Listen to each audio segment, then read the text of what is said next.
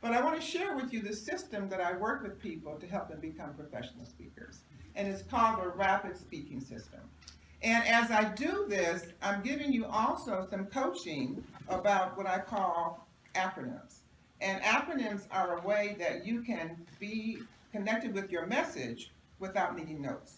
So you may want to get some paper and write these down. There's little tips I'm going to share with you. I don't have much time, as you know, and usually I do this in a full day seminar. So I'm going to give it to you rapidly, rapid speaking system, so that you can connect with it and you can use it for your own purpose. And also, while I'm doing this, or after I do this, I want you to think about what your acronym might be, what you might use as a word that helps you to move your message forward. So it's based on the word rapids with an S, R-A-P-I-D-S. So R stands for real message. What's your real message? Now, my background is all about authenticity. My brand is authenticity. I use it in terms of helping speakers become authentic speakers. I work with parents to raise authentic children, and I also work with corporations to develop authentic leaders. So authenticity is the foundation of all the work that I do. So it's also the foundation of you as a speaker. Your presentation should be authentic to who you are. Whatever your message is should not be what Tom, Dick, Joe, or Harry told you to speak about. It should be what's coming from within you. What's in the heart of you? What is it that you really feel very passionately? In most cases, it's connected with the thread of your life, the theme of your life. What is it that you loved doing when you were a child? What is it that you've done over and over again? What is it that keeps showing up in your life? If you go back to your childhood, you probably can see what's authentic with your life and what your theme is. I saw authenticity in my life because when I was a child at 8, I had some terrible problems with my ear, and my family didn't get it. They weren't authentic with me in helping me to deal with that. I saw that when I directed child care programs in my first career, and I found that many of these teachers were there because for the job and not because they hated kids. They weren't there for the kids, and so authenticity was lacking. And I also saw it when I worked with speakers as a coach, and they would come to me and say, I'm going to be the next best great speaker that there is. And I'd say, well, great. Tell me about who you admire as a speaker. And they would tell me who that was, and then I would ask them to speak. And guess what they would do? They would speak like the person that they admired. Fell flat every single time. You have to be authentic for you, for what your message is, for what your style is, for what's natural with you. First, you have to know what that is, and then you have to be that. As you see, Nadine, and I love the fact, thank you so much for the comments you gave earlier, so I will reciprocate as well. And Nadine was a racer. So I helped her look at how to use some of that racing in her presentation. That's who she is. That's who she's been since she was 14. How could she not do that? She wouldn't be authentic with herself. So what is it about you that's a thread in your life that's really important to you, that's really the foundation of your message? That's the I. The A in RAPID stands for your audience. Who is your true audience, your target market? Every message has a certain market for that message. Who's your market? And as you're looking at that market, can that market afford to pay you? Because if you're a professional speaker, you want to get paid, right? And there's some markets that won't pay you. So many of us, I found, in my work with the Speakers Bureau, I found that 99% of the speakers who came to me wanted to make a difference in the world. And this is what I find most speakers want to do. We speak because our lives have been whatever they've been, and we want to share with others the lessons that we've learned so that they don't go through the same challenges. And as we get older, we have more lessons. And so as a result of that, many of the speakers that I meet have a very spiritual bent. And I admire that. I love that as me myself, but you're not going to get paid with that. So how can you modify your message or modify your audience so that you have an audience that's going to pay you what you're worth and is aligned to your message? That's very important to consider that as you move yourself forward in the speaking industry. The P is for your presentation. Our presentation has two parts to it. One is content and one is energy. Generally, if your content's not strong, your energy is going to be strong. And if your energy is too strong, if energy is not strong, the content better be high. I know I've been to places and I've heard speakers speak who have great content, but their energy is really very low, and you really don't want to hear them speak, and therefore you get bored and you don't listen. And others are so exciting, and they just run around the room and they're not saying anything. And when you finish, you don't remember anything. So what you want to have is a balance of that. Now, content is king. Content is critical because you want a message that people are going to remember. You want to be a memorable speaker. And a great part of that is, what is it that you're sharing with them? What is the deal? What is the content? Content, again, goes back to the real message. What's the real you? What's your message? How can you build it? How can you expand it? Where does it fit? And the energy should be natural for you. If you think about the speakers you heard today, everyone had a different style. Everyone was authentic to their style. Whatever their energy level was, they weren't trying to manufacture something. They were trying to be themselves. I think Toastmasters has a way of encouraging you to be rah-rah. I remember I spoke with the Toastmasters Speakers Bureau one June when they had their annual event. And two people introduced me. The first one was, Norma Hollis is here, and she's going to be speaking, and she's all this and that. And the next person did the same thing. Norma's here, and she's going to this and that. And I just came up as me. And the energy was not the energy that they put out. And also as a lesson to them that you don't have to be rah-rah. You just have to be you. So know who you are, and don't be afraid to be who you are as you are a speaker. The I is for income. And income has two parts to it also. One is your speaking fee, and the other is your product. So I've gone across the country and spoken to people about being professional speakers. And when I have them in the room, I ask the question of, how much do you get paid?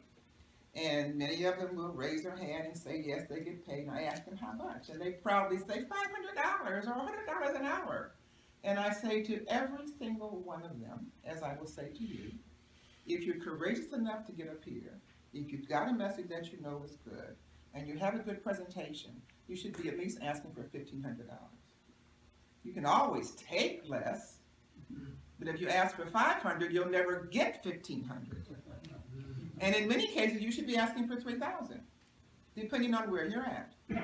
But if you're courageous enough to stand up here and have a message to share, you should be asking for at least $1,500. Anyone here asking for $1,500 or more? All right, I know you are, for sure. But just keep that in mind, and don't be ashamed to ask for it. The question is, what's your budget? If they call you and ask you to speak, do you have a budget? And if you do, what is the budget? And then you can always say, oh, well, I'm happy to negotiate. Or if they say it's free, that's okay too, because you have the other part of income, which is product. Now, product is critical.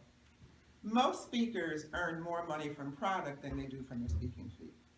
I remember Les Brown, when Les first started speaking with product, he was just amazed.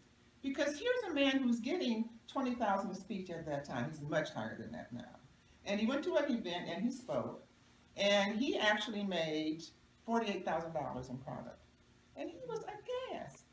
Because when you go to things like that, you only return with 50% of what you sell, which is fine, $24,000 for an hour or 90-minute presentation. But he was also excited because there was another man there who was the last speaker of the day, who was a very quiet, unassuming gentleman who did $300,000, and half the audience had already left. So that's the power of product. That's the you walked home with $150,000. Anyone going to complain on that? I don't think so. So now we're on the D, and the D is distribution, and that's your marketing. How are you going to market yourself? You can have the best message in the world, but if you don't have a good marketing system, no one's going to know about it, and you're not going to earn any income. Now, marketing has to do with both online and offline. When I started my company in 1996, internet was just getting started. So all of my work was done through mail, which is very expensive. Now you have what I call the 3 M's of marketing, and that's your mouth, your mouse, and mail.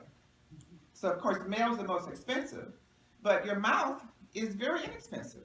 For example, going to networking events, talking to other Toastmaster groups. You can do that all day long. I do a lot of telesummits. And by the way, I didn't mention in the presentation part, when you go to your own energy, there's multiple ways to speak. One of them is to be on stage as this is. Another one is to do telesummits. You can do facilitation, you can do MC. There's multiple ways. Connect with your own energy. Now, another way of marketing is also, I market through color, because I always wear orange. If you look at my table, you see orange. My suitcase is orange. My outfit is orange. I always wear orange. And I'm going to tell you a story that just happened to me 2 months ago. I was at a mastermind group in Philadelphia, and I had my orange shoes on. I had my orange suitcase. I was getting ready to leave. I had my orange jacket on. And I got in an elevator, and a lady was asking me, well, my gosh, even your nail polish is orange. And I said, yeah, my toes are too. You want to see? And then she said, well, what do you do? And on the elevator were some other members of my mastermind group, and they commented about what I do and kind of as a credibility piece. And I told her I work with people on authentic communication and authentic leadership. When we got down from the 51st floor to the first floor, and I'm walking out with my suitcase, about to have someone pick me up to go to the airport, this gentleman runs up to me. He says, I want to know more about what you do, and gives me his card. And he's an area manager in 4 states, and we're in communication now about coaching him and coaching his company. And that's all because I had on orange. That's funny. That's another marketing piece as well.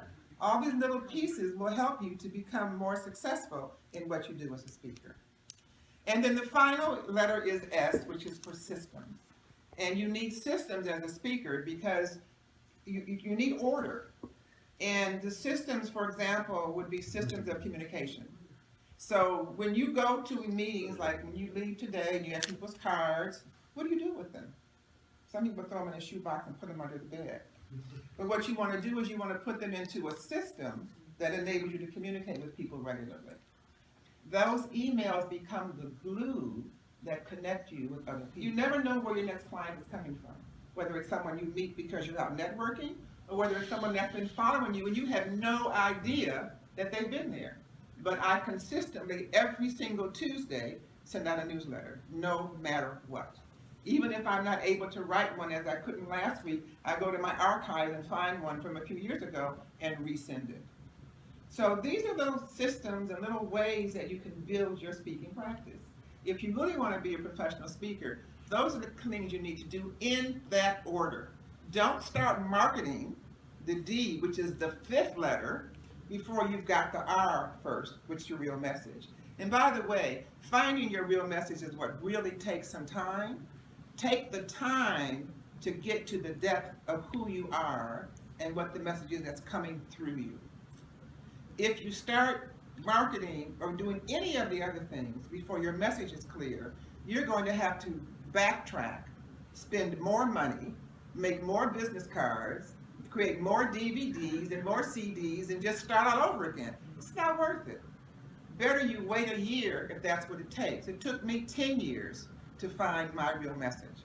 I went through several of them before I really connected with authenticity and saw, and I knew it was my message because I can relate it to my past. I used to direct preschool programs. I related to raising authentic children. I related to my present, where I talked about, well, this was my present, when I talk about authentic speaking. And now I relate it to my future, which is now my present, which is authentic leadership. So that's when I knew that authenticity, it took a coach to tell me that. So I thank you for the opportunity to share with you. I hope I've given you information that will assist you, and I'd be happy to talk with you more about it after the session.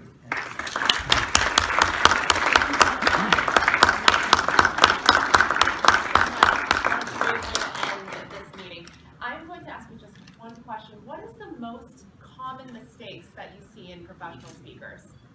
Speakers in terms of their speaking or in terms of their business? Because I talk more about the business of speaking. The business. They're starting too fast. Trying to move too fast before you're ready. For example, trying to market yourself before you know who you are. So always do things in order and take your time. You know, I'm a little older than a lot of you, and I can tell you, you've got time. Take it and allow it to unfold, and that allows you to be the best speaker you can be. Thank you very much. Thank you.